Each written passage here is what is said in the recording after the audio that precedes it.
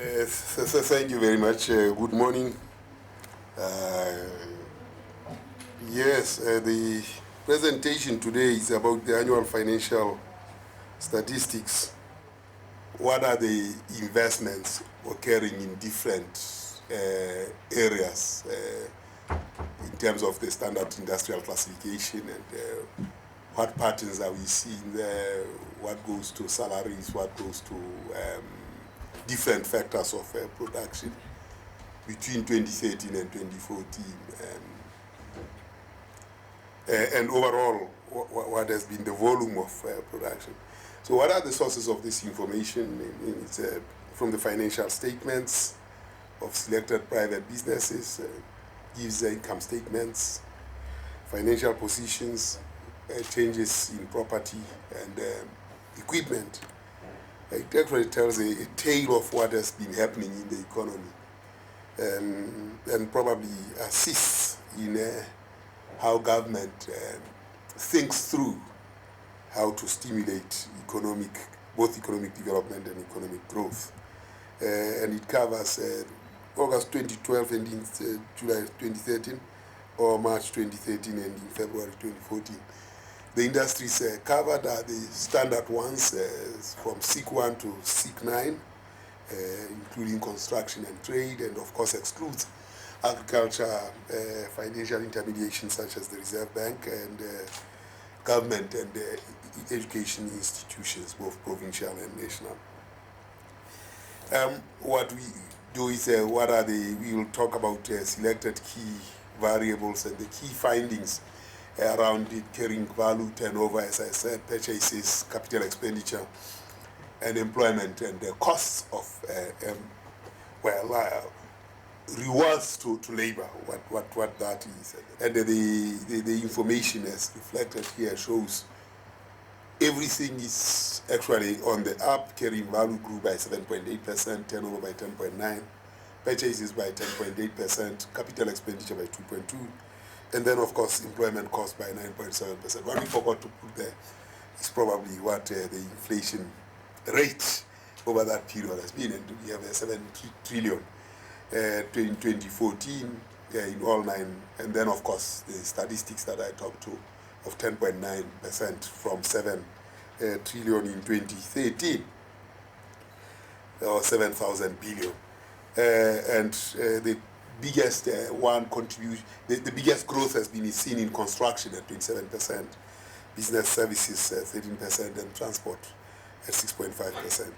Of course, that's not the full story. You have to also know the size of these sectors in the economy, and in terms of what percentage turnover contribution, you will see that construction disappears, fades to 5.1%, manufacturing about 28%, and trade 36%. So those are the big ones, even though they have grown relatively at a relatively lower pace than construction, but in terms of their contribution is quite huge. So as this growth, the difference between the 7 trillion and 7.7 trillion is 765 billion. And that has been distributed in absolute numbers, or in percentage the same as that by, in terms of turnover to the level, the changes in the levels. And the highest, as we see, is manufacturing at 23%, and for other, the highest 23.2%, and trade 37.9%. That's the contribution to level changes, and construction at 11%. You can see that in forestry and fishing, the demand for wood and fish products increased, and as a consequence, we moved from 23.8 billion to 26.1 billion. Whereas when it comes to mining, here we see a move from 465 to 512.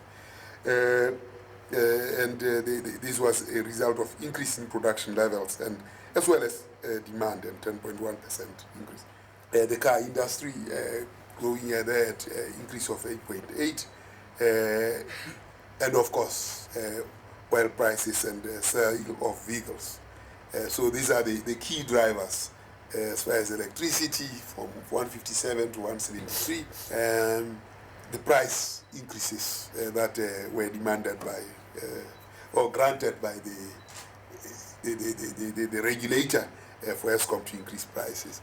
This is what the electricity distribution by customer type has been.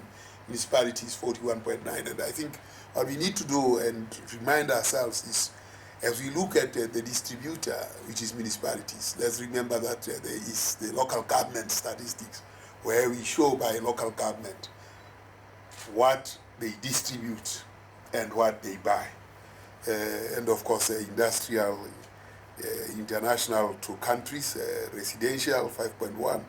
Of course, when there's load shedding, the residential part makes the biggest noise, yet they don't spend quite a lot. It's manufacturing and these others that really. Construction, here we see increase of 27.5, as we have said,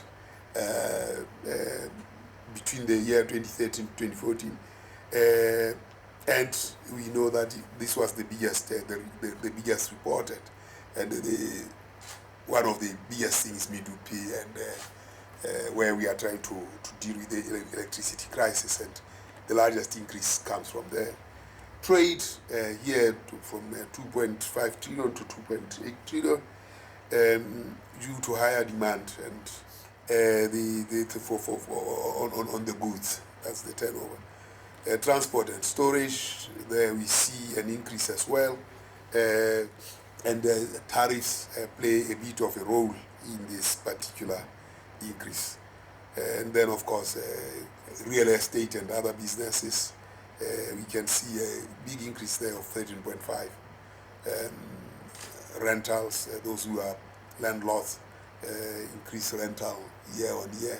The community and social services, the 10.6 increase. Particularly hospitals increased their tariffs, medical aids increased their tariffs. So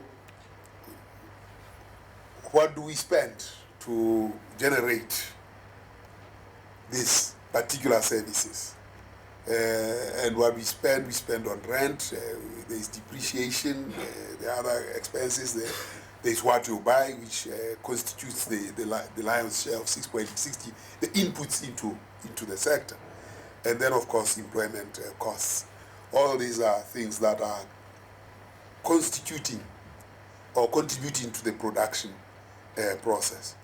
And, of course, comparison of turnover, net profit before tax, from 2004 to 2014, the bars do reflect what the turnover is and what the net profit has been.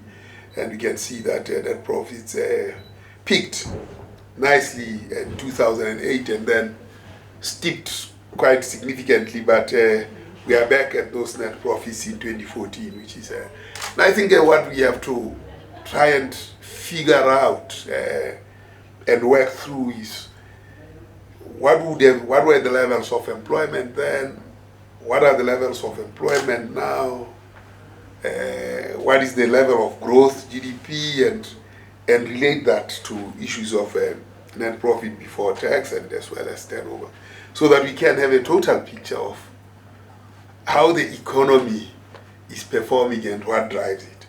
It's good enough to say this is a series that we are releasing, but it's important for analysts to go even beyond what we are presenting here. And as you can see, that employment costs have remained on almost a constant increase, while net profit before tax actually post 2008 things moved downwards. And with the super cycle of mineral boom, super cycle, mineral price super cycle actually declining, we are likely to see stresses, particularly in the mining industry and so on. So what is the contribution of that? The comparison of employment costs relative to profits. Not suggesting that labor shouldn't go on strike, but I'm just saying these numbers actually talk to how the impacts of different cost inputs are on the production process. Here, what about capital expenditure? We see capital expenditure there of 2.2 trillion, and then the capital expenditure of 468, and then of course the closing value of 2.4 trillion. What are the changes that have occurred between the 2 years, 2014, and we see negative changes in forestry, positive in mining, manufacturing, negative electricity with Midupe, construction and so on, and personal services.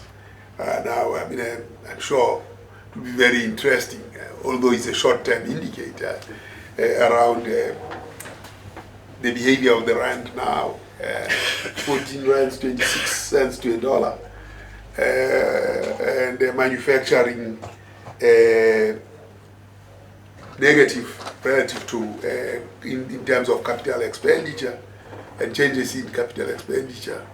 Does that augur well to increase manufacturing as the products get cheaper? I mean, these are some of the things that policy must be alive to, and these numbers tell a tale to policymakers as to how to respond to, well, a depreciating rand relative to exports, because South African exports are. But of course, in that same period, as we headed there, capital expenditure into manufacturing had actually gone down. What has been the expenditure in all these other areas, such as community social and forestry and fishing and all other, with a total of 468 million. Well, we move a bit to disaggregated estimates, and as I go towards the end of the presentation, we need to understand this by organizational type, what private companies, close cooperation, public companies, because here is the power of the legislation. How does the legislation make it possible or enable private companies, close corporations, public companies, individuals, non-profit organizations to undertake their business, and giving information about how they perform suggests a number of things to us in relation to, well, legislation, what have you, things that have to be loosened up or tightened in order to ensure that things happen. And of course, by size, large, small, medium, and 2014, we see that, and in 2013, we see that the contribution of large businesses were much bigger in 2013 compared to 2014, where they reduced by almost 4 percentage points from where they were, and then the small increasing a little bit, as well as the medium. So, is this an indication of the monopolies shaking up a bit, or what is it? I mean, what does one read in this kind of information of large businesses, their share being relatively smaller in the total turnover of now, net profit before tax estimates for 2014. Here we see that all industries turnover, that was 70.8 turnover and 56 of total net profit before tax, and that's what the share of the medium and the share of small and the share of medium here and the share of small for all industry turnover. And then of course net profit before. You can see that the small business, their share of net profit before tax relative to its turnover is much bigger. So what is the stimulus? By what means do the small business, if they make more profit before tax, and they actually punch twice above their proportionate share of turnover compared to net profit? What are the things that have to be stimulated in that space? And what is the composition of big business in South Africa? What is happening in that space? And what are the incentives to make sure that there is more open, there's more participation? And of course, by sector, we can see the same kind of numbers in manufacturing. Manufacturing, it looks like the proportions have remained relatively the same, 79 and 83. Of course, there is a difference of about 4 percentage points. This is a very interesting graphic which shows that perhaps the biggest change is in construction, 26 to 36%. This gives insights into what is the stimuli, what are kinds of policy shifts, policy changes, policy engagements that may make small and medium business to be active in this space. Here, these are the large contributors to industry turnover, and that compares to their capital expenditure.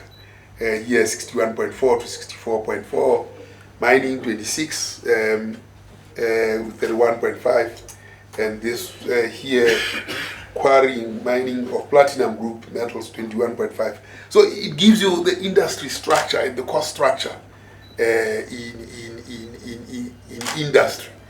So the data is absolutely a gold mine. Maybe you should call it platinum mine. As far as manufacturing is concerned, petroleum, look at the difference here from refineries, turnover and capital expenditure.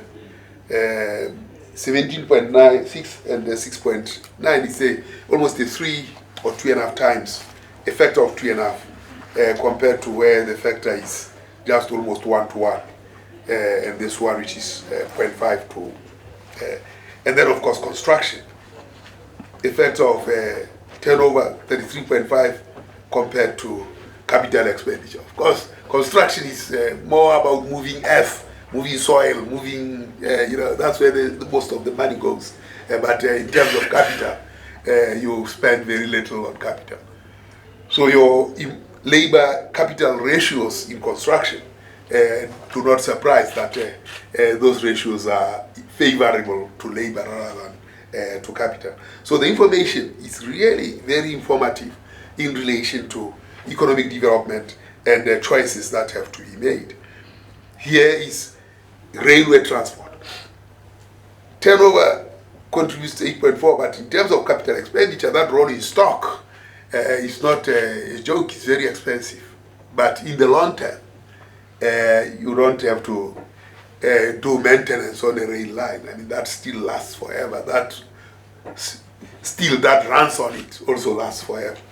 So the economic choices that have to be made are very, very important, and this information, I think, is very crucial. And same information here. And then, of course, what are the asset turnover ratio? Are we sweating the assets sufficiently?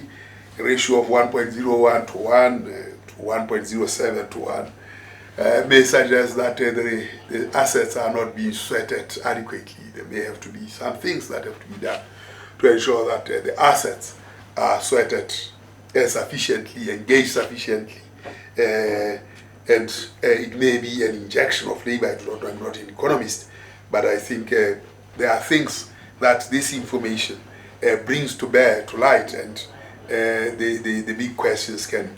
And then, of course, what are the dividend payout ratio? So here we can see that net profit after tax and dividends is almost that 0.32 to 1. In 2013, 0.42 to 1. And so less dividends were declared in 2014 compared to 2013. So, what have we said, if I remember? I think we have provided information on annual financial statistics of companies, excluding agriculture, financial intermediation, which is the Reserve Bank, and something else, government. In there, we have spoken about how the different categories of industries, the 9, actually perform. And we have seen that construction has had the largest turnover, or rather has had the largest increase, although his contribution to the game is only 5%. Manufacturing comes, but it is one of the bigger share, has a bigger share at 28%, and trade at 37%. We looked at employment and seen that employment, costs of employment, costs of labor have increased monotonically across time, and of course profits peaked in 2008 and declined, and then began to increase again in 2013. Asset sweating, we have seen how one to one, or more or less. The question is, the assets sweated adequately? And that's the story. Thank you.